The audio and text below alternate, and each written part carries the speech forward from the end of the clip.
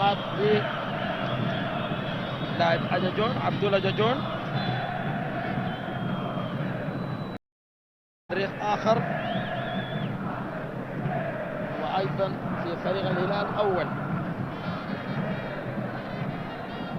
الجماهير مستمرة في المؤازرة والتشجيع، كل فريق عاوز يقتنص نقاط المباراة، لكن الخطورة غايبة داخل الملعب.